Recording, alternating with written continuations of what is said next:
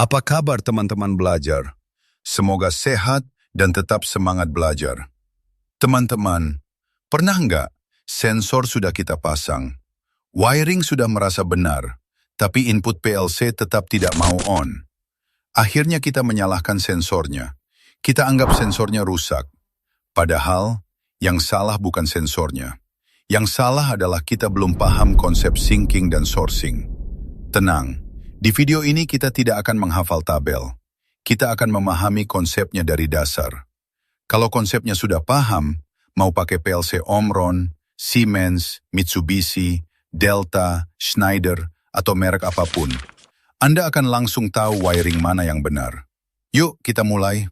Sebelum membahas syncing dan sourcing, saya ingin bertanya dulu. According to you, bagaimana PLC tahu kalau sebuah push button ditekan atau proximity sensor sedang mendeteksi benda? Jawabannya sederhana. PLC sebenarnya tidak pernah tahu apakah yang dipasang di inputnya itu push button, limit switch, proximity sensor, atau bahkan sensor mahal seharga jutaan rupiah sekalipun. PLC hanya tahu satu hal. Ada tegangan dan sinyal listrik yang masuk ke terminal input saya atau tidak. Kalau sinyal listrik itu sampai, PLC membaca input on. Kalau tidak ada sinyal, PLC menganggap input off. Nah, pertanyaannya, dari mana sinyal dan arus listrik itu datang? Kita ingat prinsip dasar listrik DC. Arus listrik mengalir dari kutub positif, plus 24 volt, menuju negatif, 0 volt. Agar listrik bisa mengalir, jalurnya harus lengkap dari plus 24 volt sampai ke 0 volt. Kalau jalurnya putus di tengah jalan, tidak ada arus yang mengalir, dan beban tidak akan bekerja. Nah, PLC juga berpikir dengan cara yang persis sama. Input PLC hanya akan on kalau jalur listriknya lengkap melewati rangkaian internalnya. Lalu siapa yang bertugas melengkapi jalur listrik itu? Jawabannya adalah sensor. Tapi, cara kerja semua sensor tidak sama. Ada sensor NPN dan ada sensor PNP. Kita lihat sensor NPN dulu. Bayangkan sensor NPN seperti membuka pintu menuju 0 volt. Saat sensor NPN aktif, dia membuka pintu agar arus bisa mengalir turun menuju 0 volt. Sensor NPN tidak pernah memberikan tegangan plus 24 volt. Tugasnya hanya menyediakan jalan menuju 0 volt. Sekarang kita lihat sensor PNP. PNP ini kebalikannya. Saat aktif, sensor PNP bertugas mengirimkan tegangan plus 24 volt keluar menuju terminal input PLC. Jadi kalau diringkas, NPN membuka jalan menuju 0 volt. PNP mengirimkan tegangan plus 24 volt. Sampai di sini jangan dihafalkan dulu. Sekarang baru kita hubungkan dengan PLC. Konfigurasi input pertama.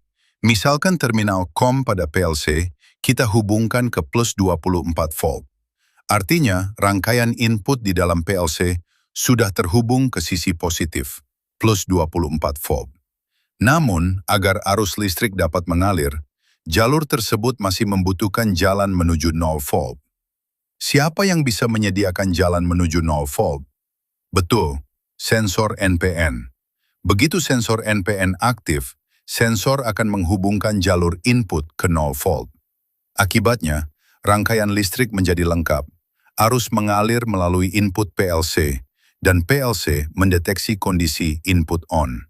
Konfigurasi input kedua. Pada konfigurasi ini, terminal COM pada PLC dihubungkan ke 0 volt. Artinya, rangkaian input di dalam PLC sudah terhubung ke sisi negatif, 0 volt. Agar arus dapat mengalir, PLC memerlukan suplai tegangan plus 24 volt dari luar. Siapa yang bertugas mengirimkan tegangan plus 24 volt? Betul, sensor PNP.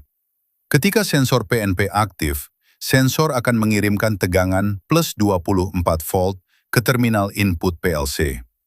Jalur listrik menjadi lengkap, arus mengalir, dan PLC mendeteksi kondisi input on. Ini bagian yang paling sering bikin orang salah paham di lapangan. Misalkan kita punya dua push button, satu sensor NPN, dan satu sensor PNP. Perhatikan baik-baik, push button itu bukan NPN, dan push button juga bukan PNP. Push button hanyalah saklar mekanis biasa. Artinya, push button bisa digunakan pada konfigurasi pertama maupun konfigurasi kedua, tergantung bagaimana kita melakukan wiring. Mari kita buktikan. Skenario 1. PLC di-wiring dengan konfigurasi input pertama, COM ke plus 24 volt. Pada kondisi ini, PLC sudah terhubung ke plus 24 volt, sehingga PLC membutuhkan jalur menuju 0 volt agar arus dapat mengalir. Pertama, push button. Hubungkan satu kaki push button ke terminal input PLC, sedangkan kaki lainnya dihubungkan ke 0 volt. Ketika push button ditekan, jalur menuju 0 volt menjadi tersambung. Arus mengalir dan PLC membaca input on. Kedua, sensor NPN. Sensor NPN dapat langsung digunakan karena ketika aktif, sensor ini memang bertugas menghubungkan jalur ke 0 volt. Akibatnya, arus mengalir dan PLC mendeteksi input on. Lalu bagaimana dengan sensor PNP? Tidak bisa digunakan pada konfigurasi ini. Mengapa? Karena PLC sudah menyediakan plus 24 volt, sedangkan sensor PNP juga mengeluarkan plus 24 volt ketika aktif. Akibatnya, kedua sisi rangkaian sama-sama berada pada plus 24 volt. Tidak ada perbedaan tegangan atau beda potensial, sehingga arus tidak dapat mengalir. Karena tidak ada arus yang mengalir, PLC tidak akan mendeteksi input on. Skenario 2. PLC di-wiring dengan konfigurasi input kedua, COM, ke 0 volt. Sekarang kondisinya dibalik. PLC sudah terhubung ke 0 volt, sehingga PLC membutuhkan suplai plus 24 volt dari luar agar arus dapat mengalir. Pertama, push button. Hubungkan satu kaki push button ke terminal input PLC dan kaki lainnya ke plus 24 volt. Saat push button ditekan, tegangan plus 24 volt masuk ke input PLC. Arus mengalir dan PLC membaca input on. Kedua, sensor PNP. Sensor PNP juga dapat langsung digunakan. Ketika aktif, sensor ini memang bertugas mengirimkan tegangan plus 24 volt ke input PLC. Jalur listrik menjadi lengkap, arus mengalir, dan PLC mendeteksi input on. Lalu bagaimana dengan sensor NPN? Tidak bisa digunakan pada konfigurasi ini. Mengapa? Karena PLC sudah terhubung ke 0 volt, dan sensor NPN ketika aktif juga menghubungkan ke 0 volt. Akibatnya, kedua sisi rangkaian sama-sama berada pada 0 volt. Tidak ada beda potensial yang mendorong arus mengalir. Karena arus tidak mengalir, PLC tidak akan mendeteksi input on. Nah, dari simulasi tadi, kita sudah membuktikan bahwa ada dua konfigurasi utama pada input PLC. Pertama, COM dihubungkan ke plus 24 volt. Kedua, COM dihubungkan ke 0 volt. Mungkin teman-teman sekarang bertanya, Bang, kalau konfigurasi seperti ini kita lihat di manual book PLC, sebenarnya namanya apa? Nah, disinilah kita mulai mengenal istilah syncing dan sourcing. Tapi ada satu hal yang perlu diperhatikan. Istilah syncing dan sourcing tidak selalu digunakan dengan cara yang sama oleh setiap merek PLC. Contohnya, Siemens dan Schneider melihatnya dari sisi terminal input PLC.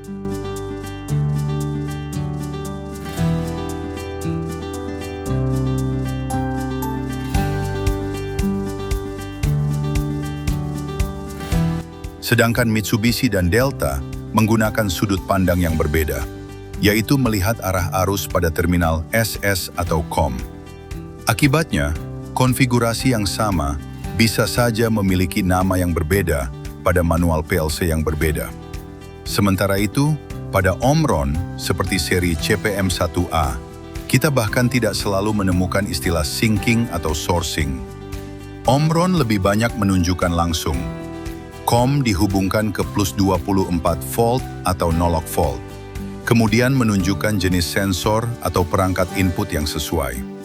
Jadi, kenapa istilahnya bisa berbeda-beda? Karena pabrikan menggunakan sudut pandang penamaan yang berbeda. Inilah alasan kenapa kita jangan hanya menghafalkan istilah syncing dan sourcing. Saat pindah dari satu merek PLC ke merek lain, istilahnya bisa berubah. Yang paling penting justru memahami alur listriknya. Prinsipnya sederhana. Rangkaian input PLC harus memiliki jalur listrik yang lengkap dari plus 24 volt menuju 0 volt agar arus bisa mengalir. Kalau COM dihubungkan ke plus 24 volt, maka jalur input harus dilengkapi menuju 0 volt. Misalnya menggunakan sensor NPN atau push button yang terhubung ke 0 volt. Sebaliknya, kalau COM dihubungkan ke 0 volt, maka jalur input harus dilengkapi dari plus 24 volt. Misalnya menggunakan sensor PNP atau push button yang terhubung ke plus 24 volt. Jadi, apapun merek PLC-nya, Omron, Siemens, Mitsubishi, Delta, Schneider, atau merek lainnya, jangan terpaku pada istilahnya.